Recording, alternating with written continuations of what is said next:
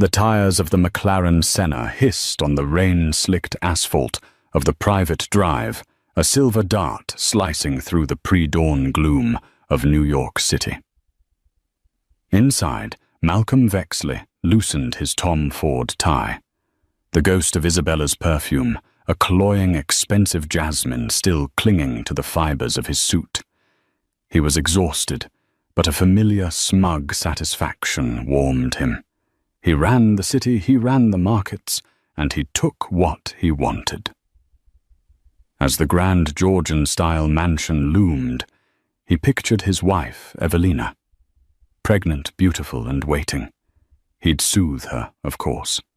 A new diamond bracelet from Graf, a promise of a weekend in the Hamptons, and all would be forgiven. It always was. The front door of the Vexley estate, a behemoth of oak and polished brass, opened silently before Malcolm could insert his key. The family's long-serving butler, Mr. Abernathy, stood in the cavernous, marble-floored foyer, his face a mask of impenetrable professionalism. Yet something was off. The air, usually warm and scented with the fresh lilies Evelina adored, was cold, sterile. A funereal stillness had settled over the house. The grand crystal chandelier, normally blazing with a light that spoke of limitless electricity and boundless wealth, was dimmed to a somber, penitent glow. Abernathy. Malcolm said, his voice a low rumble, meant to project effortless authority. "Is Evelina asleep? I hope the storm didn't wake her." "Mrs. Vexley is waiting for you in the conservatory, sir," the butler replied, his gaze fixed on a point just over Malcolm's shoulder. The subtle refusal to make eye contact was a tectonic shift in their 15-year dynamic. "She asked not to be disturbed until your arrival." A flicker of irritation pricked at Malcolm. Evelina waiting up was never a good sign. It meant a talk, a tearful catechism of his late hours and missed dinners that he would have to patiently endure before they could return to the comfortable status quo. He squared his broad shoulders, the fabric of his bespoke suit stretching tight.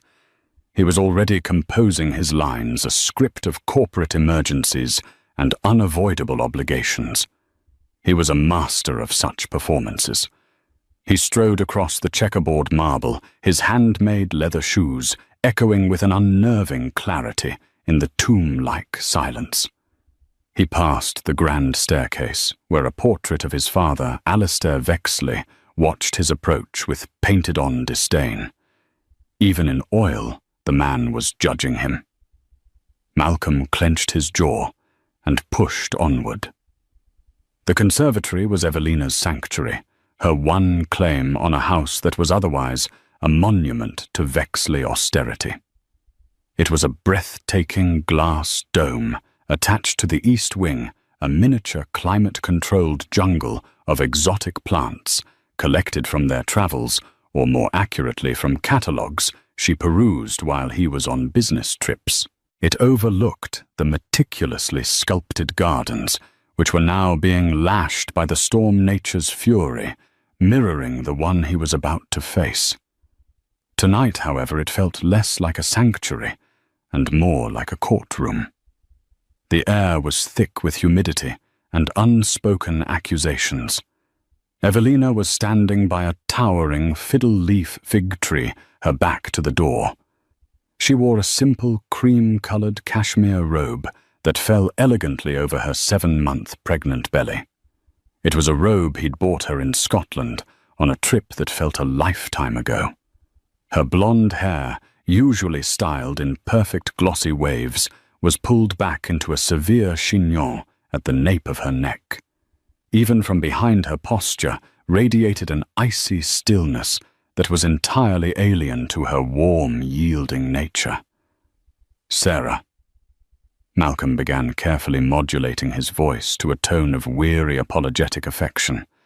"I'm so sorry, darling. The deal with the Japanese consortium went into extra innings. They wouldn't take no for an answer. You know how it is." She didn't turn around. Her voice, when it came, was as flat and cold as the glass panes separating them from the storm. "Don't, Malcolm. Don't lie. Not anymore. I'm so tired of the lies." He stopped dead, his well-rehearsed apology dying on his lips. The bluntness of her words was a splash of cold water. "What are you talking about? It was a grueling negotiation." "Was it?" Finally, she turned. Her face was a mask of tragic composure. She was pale, her delicate features etched with a sorrow so deep it seemed to have aged her overnight. Her blue eyes, normally the color of a Santorini sky, were dark and stormy, matching the tempest outside. There were no tears. The terrifying absence of them spoke of a grief that had passed beyond weeping into a realm of hard, cold resolution. On the antique mahogany table between them, next to a wilting orchid whose petals had begun to brown, sat a single thick manila folder. It looked menacingly official. "I know where you were," she stated each word, a carefully placed stone, building a wall between them. "I know about the penthouse suite at the Carlisle, Suite 28A, the one with the view of Central Park. I know you've had a standing reservation every Tuesday and Thursday for the last 6 months. And I know about Isabella Dubois." The name hit him like a physical blow, knocking the air from his lungs. Isabella, the fiery, ambitious vice president from Omnicorp. Their affair had been a reckless, exhilarating game of corporate and carnal conquest, a game he thought he had played with masterful discretion, a secret vice in a life of suffocating public virtue. He had underestimated his wife, grossly. "Sarah, listen to me," he said, taking a step forward, his hands raised in a universal gesture of surrender. It was a lie, of course. He was regrouping, not surrendering. It was a mistake, a meaningless diversion, an error in judgment. It has nothing to do with you and me, with our family." "Our family," she echoed, and a bitter, humorless laugh escaped her lips. It was a sound he'd never heard from her before, and it chilled him to the bone. "Our family is built on a foundation of your meaningless diversions. This wasn't the first, Malcolm. I know about the gallery assistant in London, the ski instructor in Aspen, the wife of your board member, for God's sake. I ignored them. I told myself it was the price of being Miss Vexley. But this was different. This wasn't just a betrayal of me. It was a betrayal of our son." She gestured to the ominous folder on the table. "I hired a man. A very good one. Mr. Gable. He's far more competent than the corporate spitters you employ to ruin your competitors.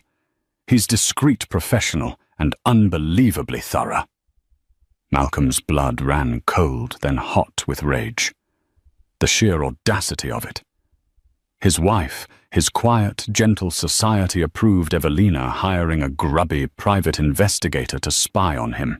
It was a profound violation of the unspoken rules of their world, a violation of his control.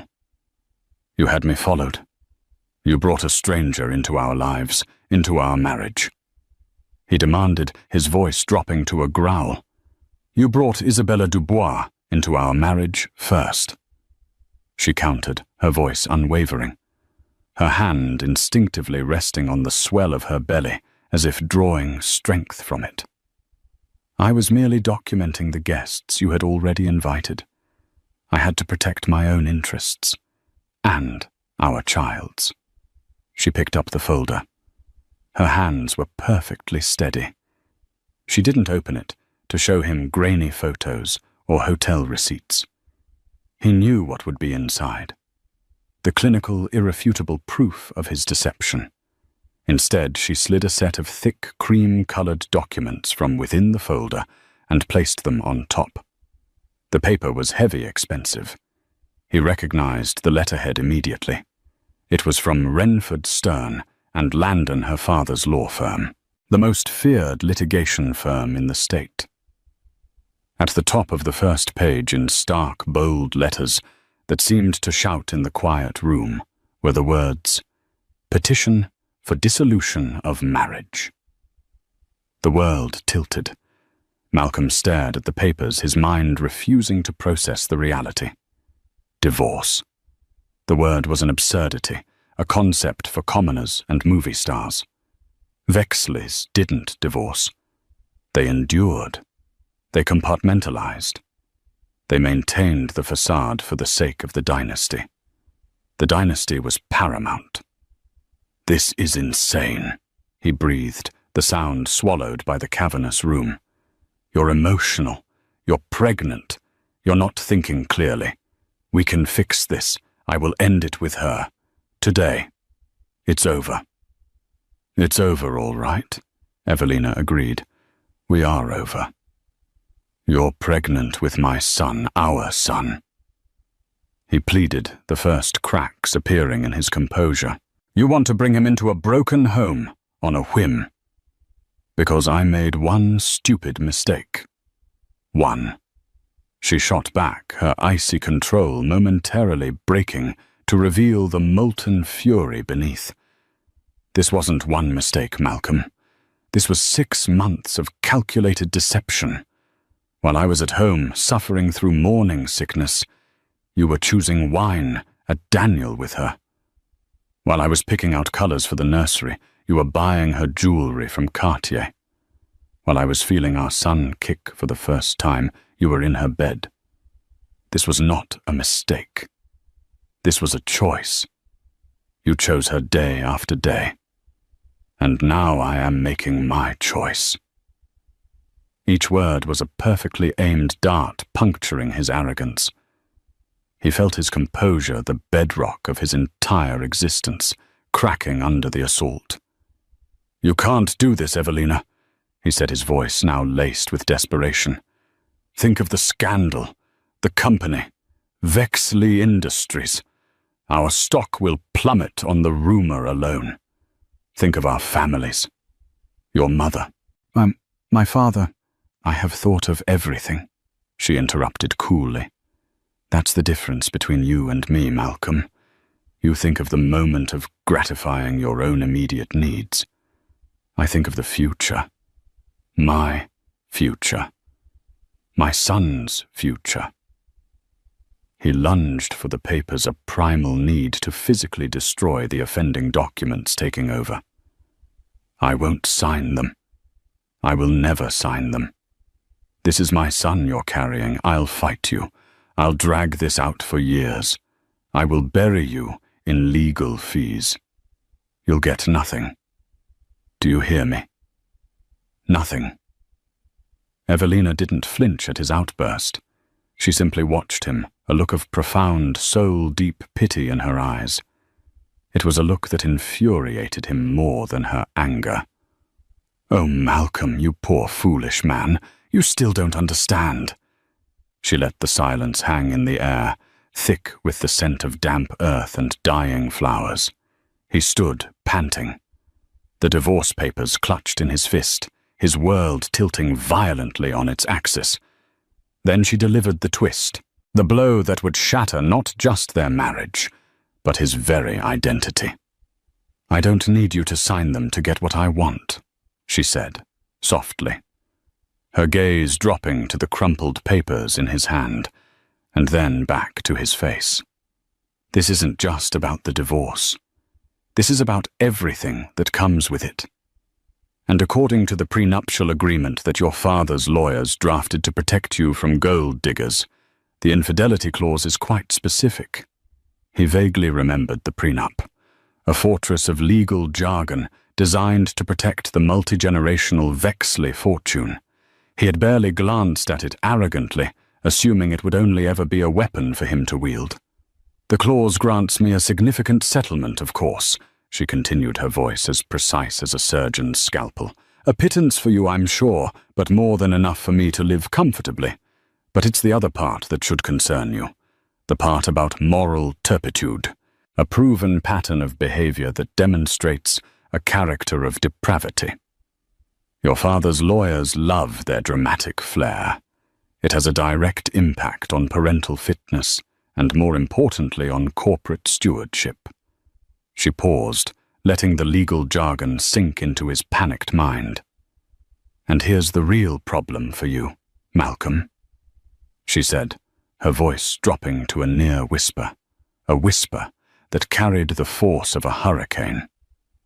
Mr. Gable, my very thorough investigator, wasn't just looking into your affair with Ms. Dubois. He started looking into why you needed to have an affair with her, specifically. An affair with a VP from a rival company you were actively trying to acquire.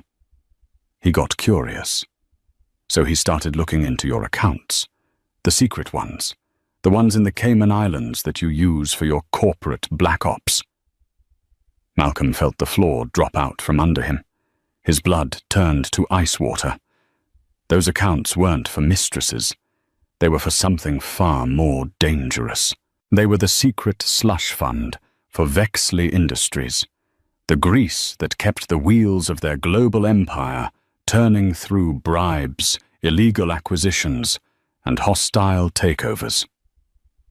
It was the original sin of the Vexley fortune, a legacy of corruption managed by his father, Alistair, and recently passed down to him. Evelina saw the raw panic in his eyes, the mask of control utterly obliterated. She pressed her advantage mercilessly. He found a payment, she said, her voice clinical. A very large one, transferred from one of your Cayman accounts to a shell corporation registered in Panama. From there, the money was funneled to another account, one belonging to Isabella Dubois. It was $5 million, Malcolm. She took a deliberate step closer, her presence in the room suddenly immense, eclipsing his. I don't think that was hush money, was it? Or a lover's gift? It was a payment, a fee. For what? Corporate espionage.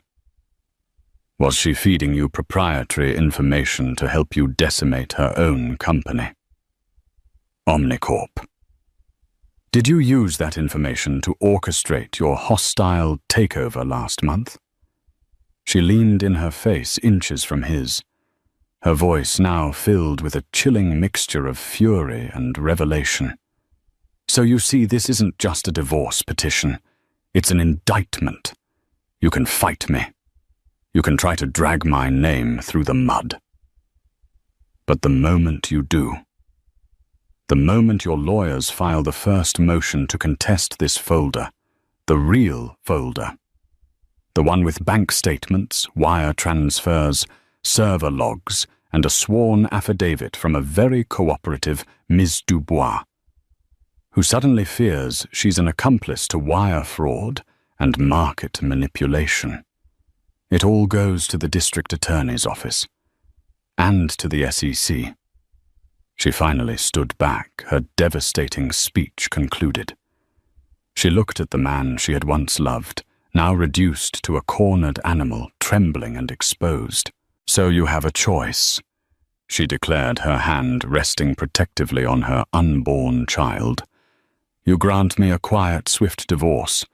You give me full custody and the settlement we both know I'm entitled to. You walk away and let me raise my son in peace. Or you can hold on to your pathetic pride, and I will burn the entire Vexley empire to the ground with you and your father in it. Your choice. You have 24 hours. With that, she turned her back on him and walked out of the conservatory, her footsteps silent on the marble floor. She left Malcolm Vexley standing amidst the wilting flora, the divorce papers in his hand, now feeling as heavy as a death sentence. The scent of jasmine had been replaced by the stench of scorched earth. The 24 hours Evelina had given him ticked away like a time bomb, wired to the foundations of his world. Malcolm didn't sleep. He didn't eat. He paced the length of the silent, cavernous penthouse, the glittering lights of Manhattan, a mocking panorama of a kingdom he was about to lose. The divorce papers lay on his antique desk, a white flag of surrender he couldn't bear to wave. His first instinct, the one honed by a lifetime of Vexley privilege and power, was to crush her, to unleash his legal team, a pack of wolves in Xenia suits who specialized in scorched earth litigation. He envisioned burying Evelina in motions depositions and injunctions until she begged for mercy, until she was financially and emotionally ruined. But she had outmaneuvered him with breathtaking audacity. This wasn't a fair fight. It was a hostage situation. She held the company his father, his entire legacy captive. The $5 million payment to Isabella. It was exactly as Evelina had guessed. A brilliant, brutal, and utterly illegal move to secure the Omnicorp takeover. He had felt like a master of the universe when he'd closed that deal. Now he realized he had been nothing more than a common criminal, and his wife had the receipts. His first call wasn't to his lawyer. It was to the one man more ruthless than any attorney he could hire. It was to his father. Alistair Vexley answered on the second ring, from his sprawling Connecticut estate, his voice crisp and impatient, even at 6 a.m. "This had better be the most important call of your life." "It might be." Malcolm said the words, tasting like ash. "She knows," he stated, foregoing any preamble. "Evelina. She knows everything." He laid it all out, his voice a low monotone of defeat. The private investigator, the divorce, the infidelity clause, the moral turpitude. He watched as the first rays of dawn struck the spire of the Freedom Tower, a spear of light in the grey sky. When he got to the $5 million payment wired to Isabella, the line went silent for a long moment. Malcolm could picture his father's face, not showing panic, but the cold, calculating fury of a chess master whose opponent has just made an unexpected game-changing move. "The girl was a loose end," Alistair finally said, his voice as cold and unforgiving as a winter sea. "I told you to handle her with cash untraceable. You used a wire transfer. You got sentimental sloppy." "Sentimental I was closing the biggest deal of the year." Malcolm shot back, a spark of his old fire returning. "A deal you pushed me to win at any cost." "There are costs and there are costs, boy," Alistair snarled. "You broke the cardinal rule, never give them leverage. You let the wife get the upper hand, so what does she want?" "What's the ransom?" "A quiet divorce, full custody, the settlement from the prenup."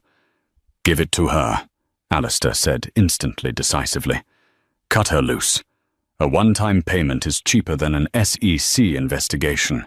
We'll absorb the loss. Then we begin our own campaign. We'll leak a story to the Post about her having an affair with her tennis coach. We'll find a maid to say she drinks heavily. We'll paint her as an unstable, gold-digging hysteric. We'll ruin her reputation so thoroughly she won't be able to order a coffee in this town without being sneered at. By the time the custody battle comes, she'll be deemed an unfit mother, and we'll get the boy."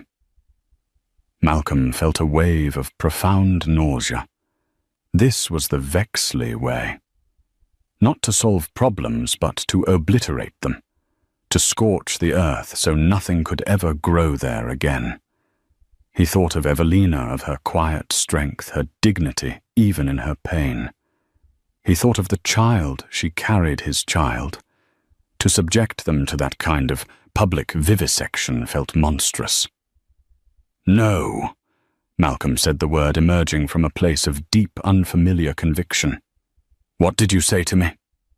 Alistair's voice dropped to a dangerous, threatening low. "I said no," Malcolm repeated, a new resolve hardening his voice. "We are not going to destroy the mother of my son. We are not going to drag an infant through that kind of filth. There has to be another way." "You've gone soft," Alistair spat in disgust. "Fine. You want another way? Find a weakness, a pressure point. Everyone has one. The wife, the PI, the mistress. Find it and squeeze until they pop. I'll make some calls. The PI Gable, you said he'll find his license under review and a full IRS audit on his desk by noon. The girl Dubois will find her career prospects globally extinguished. We'll handle the peripherals, but you, Malcolm, you need to handle your wife. Remind her of the life she'll be giving up.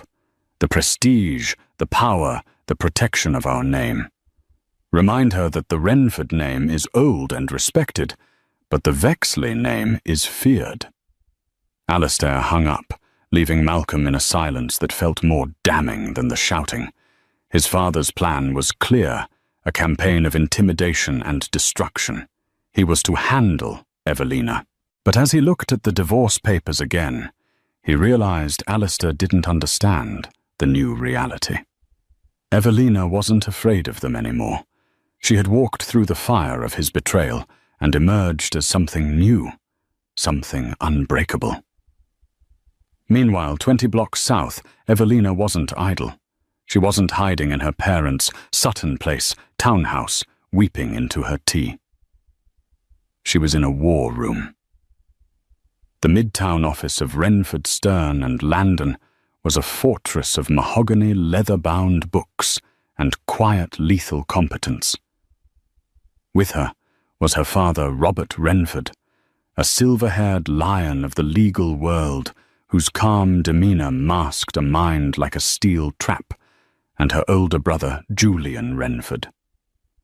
Julian was everything Malcolm wasn't measured empathetic, but with a fiercely protective streak that had turned into a vengeful fire the moment he learned of Evelina's plight. "Alistair's first move will be to discredit you," Julian said, pacing in front of a whiteboard covered in flowcharts and contingency plans. He had been a prosecutor before joining the family firm, and he was approaching this like building a case against a mob boss. "He'll leak a story. Page 6 will have a field day. They'll call you bitter, greedy, unstable." "Let them," Evelina said, calmly, sipping a cup of chamomile tea. Her pregnancy had given her a strange, serene focus, a clarity that cut through the noise of her emotions. The petty dramas of high society seemed meaningless now. Our narrative is stronger. Pregnant wife leaves philandering criminal husband. That's a headline that writes itself. They can throw mud, but I'm holding a nuclear bomb. The public will side with the mother. "The PI Gable called," Robert Renford interjected, looking up from his phone with a grim smile. "As predicted, the state licensing board has suddenly opened an inquiry into his practices, citing an anonymous complaint, and the IRS has flagged his last 5 years of returns for a full audit." Evelina nodded. It was exactly what she'd expected. "Is he holding firm?" "Gable is an old do, my dear," Robert said, pride in his voice. "He's been threatened by bigger monsters than Alistair Vexley. He moved all his sensitive files, including your copies, to a secure off-site server the moment he took the case. He knew this was coming. He's clean, and he's not intimidated." The real wild card was Isabella Dubois. After Evelina's investigator had approached her, not with threats, but with a calm, clear presentation of the evidence of wire fraud and conspiracy. She was embroiled in Isabella, had been terrified. Her ambition had led her into a trap. Evelina, through her lawyers, had offered her a way out. Cooperate fully, provide a sworn affidavit detailing Malcolm's and Vexley Industries' actions, and Renford and Stern would arrange for an immunity deal with the DA's office. The alternative was to face the wrath of the Vexleys and a federal prison sentence alone. Isabella, ambitious but not stupid, had agreed. A dedicated encrypted conference line buzzed. It was Isabella, her voice shaky and thin. "He called me," she whispered, the sound tinny and full of fear. "Malcolm, he offered me $10 million to disappear, to sign a statement saying I lied about everything, that I was extorting him." "What did you tell him?" Julian asked, his voice sharp. I told him I'd think about it. I was scared. But then an hour later I got another call, a private number. A man with a thick Eastern European accent. He didn't introduce himself. He just described the route my younger sister takes to her university classes. In detail. He knew her schedule, her favorite coffee shop. Then he said, "Accidents happen to careless people," and hung up. A cold silence fell over the room. They had anticipated legal and financial pressure, not this, not the crude thuggery of gangsters. This was Alistair's signature. "Isabella," Evelina said, her voice a calm anchor in the storm of fear. "Listen to me very carefully. You and your sister are in danger. We anticipated this might be a possibility. We have a private security team. They are 10 minutes from your apartment. They will escort you both to a secure corporate apartment we have arranged. Do not talk to anyone else. Do not open your door. We will protect you." After the call ended, Julian slammed his fist on the mahogany table. "This is Alistair. This has his stench all over it. He's not just trying to discredit you, Sarah. He's trying to bury the evidence by intimidating a federal witness. This is a new felony." Evelina looked at her father, her calm demeanor hardening into steel. "This changes things. The threat against Isabella proves their state of mind. It proves they will go to any lengths to conceal the primary crime. We can't just hold this as leverage anymore." Robert Renford nodded slowly, his expression grim. "I agree. A threat against a federal witness takes this to a new level. It's time to stop playing defense. It's time to launch a preemptive strike." He looked at Julian. "Leak the photo." Back in his penthouse, Malcolm was trying to piece together a counterattack, but he was flying blind. His usual weapons, money, influence, fear, were proving ineffective. He tried calling Isabella again, but the number was disconnected. He knew what that meant. Either she'd taken his money and run, or Evelina had gotten to her and neutralized her. His phone buzzed. It was his head of security, a terse, former Mossad agent named Kobe. "Sir, we have a problem, a significant data breach." "Ooh, what are you talking about?" Malcolm demanded. "Our corporate servers are impenetrable." "It's not corporate, sir. It's personal. Photos, videos from your personal cloud account, the private one you linked to your phone." Malcolm's heart hammered against his ribs. The account held personal photos, vacation snaps, but also more compromising material. Photos of him and Isabella. Selfies taken in the Carlisle suite, champagne in hand. Careless, arrogant digital trophies of his conquest. He had thought them secure, hidden behind layers of passwords. "Who has them?" Malcolm gritted out, a cold dread creeping up his spine.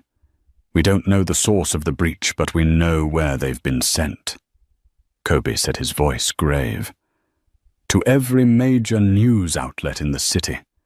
The Times, the Post, the Journal Gawker, TMZ. All of them. They were sent from an anonymous encrypted email address 30 minutes ago. The subject line was, 'The real Malcolm Vexley.'" Malcolm sank into his chair, the phone slipping from his grasp. This wasn't his father's clumsy, thuggish style. This wasn't a page 6 leak planted with a friendly editor. This was a surgical strike, precise, devastating, and designed for maximum public humiliation. Alistair wanted to paint Evelina as unstable. She had just painted him as a lecherous, cheating pig for the entire world to see.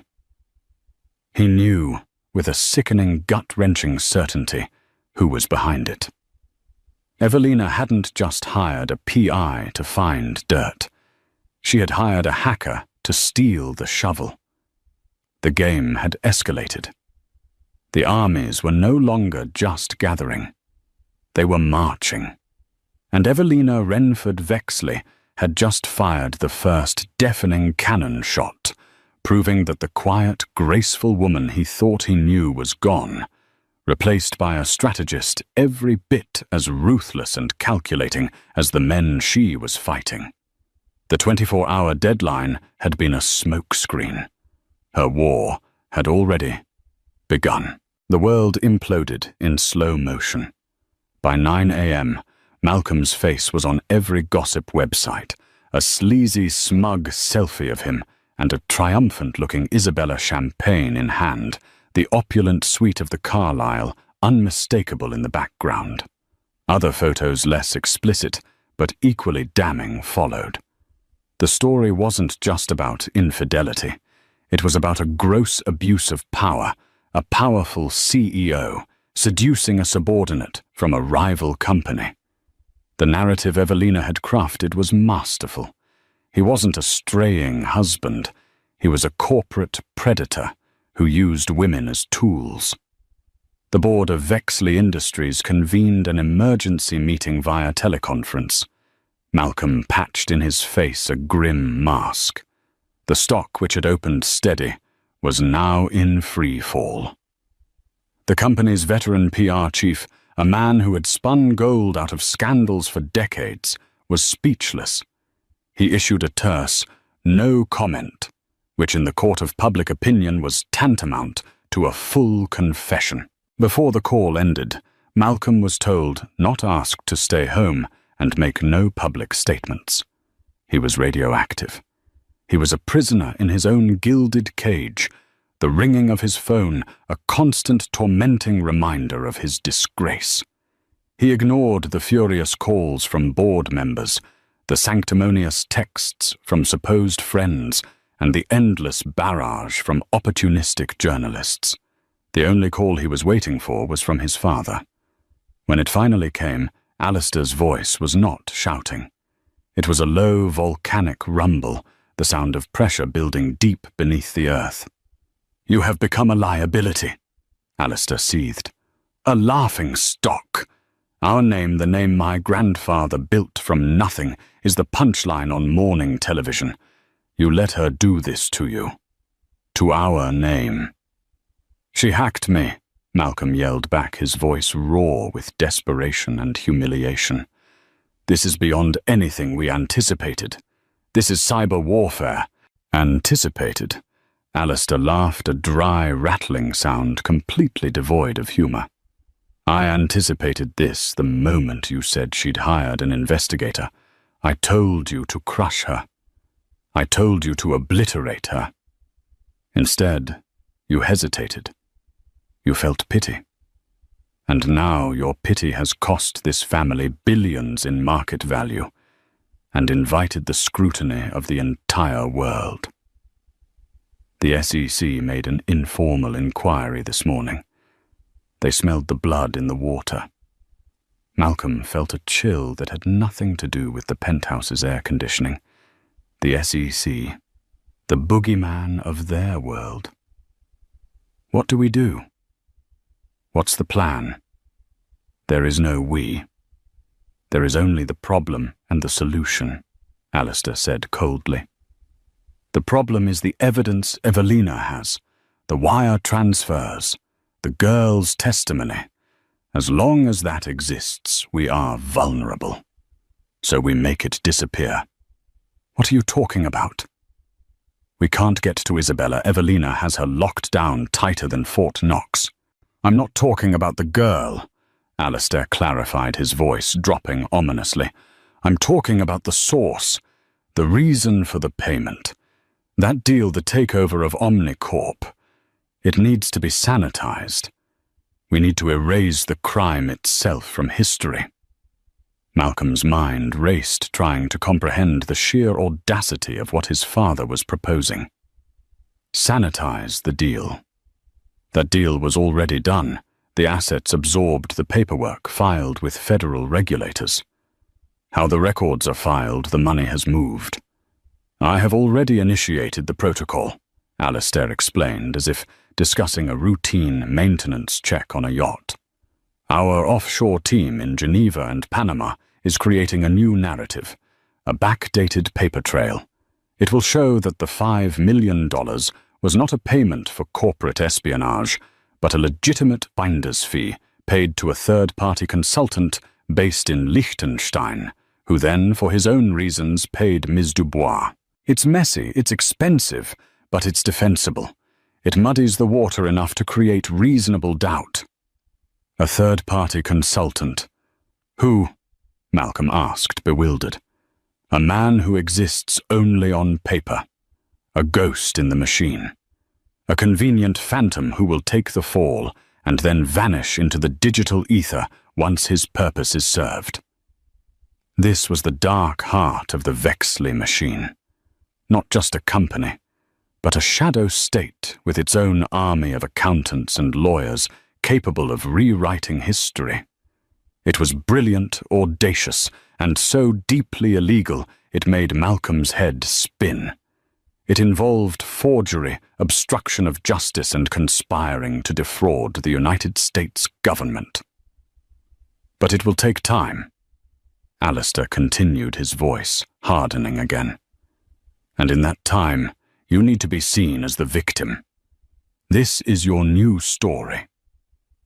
Your wife has launched this vicious smear campaign because you discovered she was unfaithful and you asked for a divorce.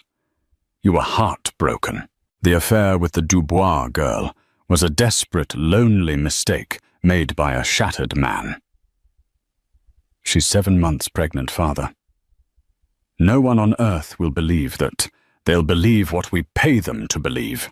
Alistair roared, his control finally snapping. We will find a doctor to question the timeline of the pregnancy. We will sow doubt. We will turn you into the wronged party. We will make Evelina Renford a pariah. Malcolm listened, his stomach churning, with a mixture of horror and awe at his father's depravity. To protect themselves, his father was willing to question the paternity of his own grandchild. To brand Evelina not just an adulteress, but a liar carrying another man's child. It was a line so dark, so vile, he never imagined even his father would cross it. The raw, primal instinct to protect his unborn son warred with a lifetime of conditioning to protect the family name at any cost. In the Renford and Stern war room, the atmosphere was electric.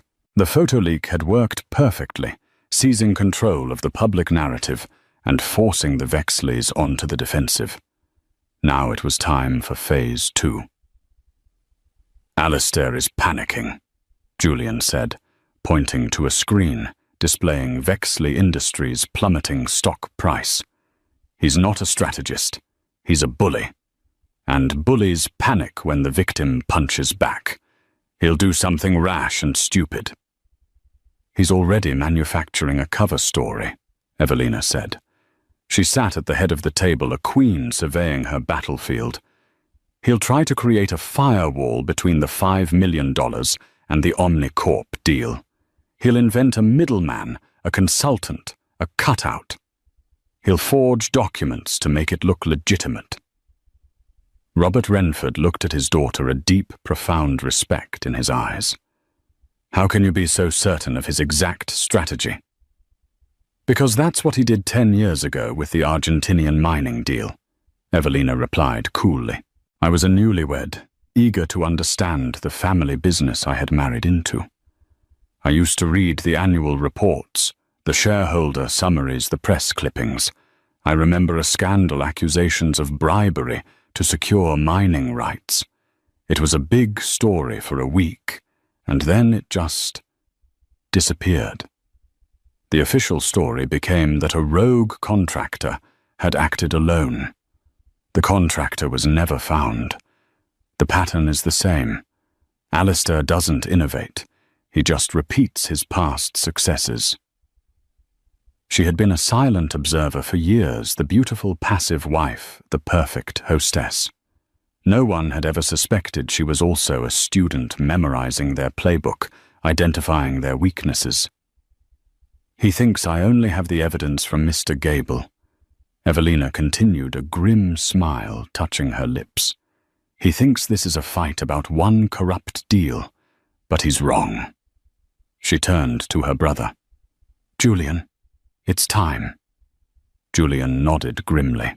He unlocked a reinforced briefcase and pulled out a slim encrypted hard drive, handling it as if it were radioactive. When Sarah first came to me 6 months ago, after she found a suspicious charge on the Amex bill, she knew it wasn't enough just to prove the affair. She had to prove the rot went to the core. So we looked for someone on the inside. He slid the drive across the table. We found him, a senior accountant in the legacy division at Vexley Industries, a man named Arthur Finch. Alistair passed him over for CFO 10 years ago in favor of a younger, more compliant sycophant. Arthur has been with the company for 30 years. He's a bitter, overlooked man with a photographic memory and an obsession with keeping personal records. His bitterness was our opportunity. Evelina's plan had been far more intricate than just catching Malcolm in the act. The affair was merely the trigger, the public justification for a war she had been planning for nearly a year. Arthur Finch had become her secret weapon. For months he had been feeding information to Julian, making encrypted copies of files from the company's archives, not just of the Omnicorp deal, but of everything. Decades of creative accounting offshore entities, buried scandals. The Argentinian mining deal, a suppressed environmental disaster in Indonesia that had poisoned a village. A trail of corporate malfeasance that led directly, irrefutably, to Alistair Vexley. The drive contains Alistair's entire legacy of corruption, Evelina said. The original sin of the Vexley fortune, as you called it, Father. It's the real leverage. The threat to the DA was a feint to make them panic. This is the kill shot. Malcolm, blissfully unaware of the sword of Damocles hanging over his entire family, was spiraling. His father's plan to frame Evelina and delegitimize his own son felt vile. For the first time, the Vexley way felt not just ruthless, but truly evil. He found himself looking at the crumpled divorce papers on his desk, not with anger, but with a strange, horrifying clarity. Evelina wasn't just leaving him. She was escaping a sinking, toxic ship. His personal phone, the one not besieged by the media, rang. It was an unknown number. He answered, expecting another of his father's lieutenants. Malcolm. The voice was soft, hesitant, but unmistakable. It was Evelina. He was so stunned he couldn't speak. Don't talk, she said quickly, her voice low and urgent. Just listen. I know what your father is planning. I know he's in Geneva fabricating documents to cover the Omnicorp deal. I know he wants you to go on television and claim I was unfaithful to claim that our baby isn't yours. Malcolm's blood ran cold. How could she possibly know that the conversation with his father had been on a secure line? Did she have his penthouse bugged? Was her reach that long? He's lying to you, Malcolm, she continued, her voice pressing on a strange mix of pity and warning. He's not just trying to save the company. He's trying to save himself. The Omnicorp deal was never your idea. It was his from the start. You were just the face of it. He pushed you into the deal. He pushed you towards Isabella. He knew you'd be reckless. He was counting on it. He set you up. What? Why? Malcolm stammered his mind, reeling, unable to grasp the scale of the betrayal. Because he needed a distraction, a big, noisy public scandal. Something to draw all the attention, to have the media and the regulators looking at you while he was burying something much, much worse. Ask him, Malcolm. If you have the courage, ask him about the real reason he needed Omnicorp's technology. Ask him about Project Nightingale. The line went dead. Project Nightingale. The name meant nothing to him, a code name for a deal he wasn't privy to. He was the chief operating officer of Vexley Industries, the heir apparent. He was supposed to know everything. The realization crashed down on him.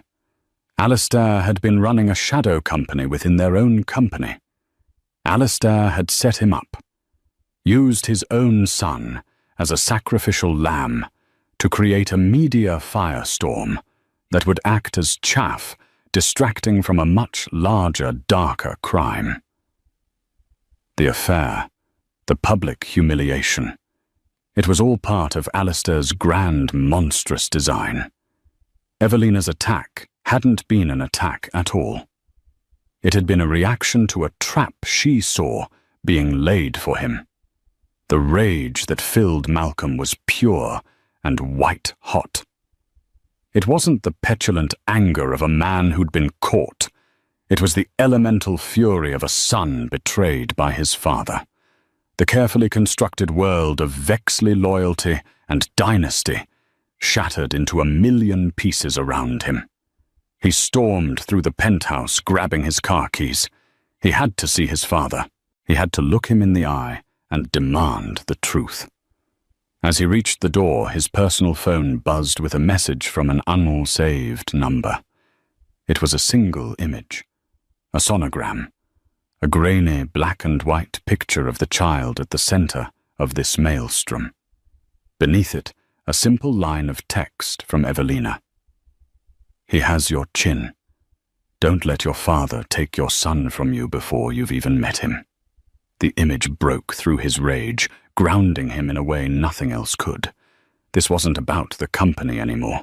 It wasn't about stocks or deals or reputations. It was about the sins of the father and the future of the son. Evelina hadn't just given him a warning. She had given him a choice. He could continue to be his father's pawn, a disposable piece in a sick game, or he could finally become his own man, his son's father. He left the penthouse not to confront Alistair in a fit of blind rage, but with the cold, deadly purpose of a man who finally understood the real war he was in. And he knew with terrifying certainty that his only potential ally was the woman he had just betrayed. The drive to Alistair Vexley's Connecticut estate was a crucible of fury. The web of lies he had inhabited, family loyalty, dynastic duty, had been torn away, leaving only the raw, ugly truth of his father's betrayal. Malcolm wasn't just angry. He was reborn in the fire of that knowledge. He found Alistair in his baronial study, a room of dark wood and the suffocating smell of power. His father was on the phone, a portrait of calm command, directing his shadow army to rewrite history. Alistair motioned for him to wait, but Malcolm's patience was gone. He walked to the desk and stood there, silent and radiating a cold fury that finally made his father end the call. "Good," Alistair said, mistaking his son's stillness for resolve. "You've pulled yourself together. I've already planted a story with the journal. It paints you as a man manipulated by an unstable wife." Malcolm ignored the tumbler of scotch his father offered. "What is Project Nightingale?" he asked, his voice dangerously quiet. Alistair's composure flickered for a fraction of a second. "A minor R&D initiative. It doesn't concern you." "Don't lie to me," Malcolm's voice sliced through the air. Evelina knows the name. The Omnicorp takeover was never about market share. It was about their AI surveillance software. That's Nightingale, isn't it? A program so dirty you were willing to sacrifice your own son to create a smokescreen. Alistair rose, his towering frame exuding the menace that had controlled Malcolm his entire life. I did what was necessary to protect this family, to protect the Emma that will be yours. You showed weakness, so I used your weakness as a tool. We survive, at any cost. So it's true. Malcolm breathed the confirmation, a blow to the chest. My disgrace was just the cost of doing business for you. A calculated risk. Alistair corrected his voice, dripping with contempt. One that would have been unnecessary if you had the spine to control your own house. In that moment, Malcolm saw his father with perfect clarity. A tyrant so consumed by power, he would burn his own kin to keep his throne. The lifetime of fear he held for this man curdled into pure disgust. Evelina has everything, Malcolm said, savoring the words that would end his father's reign.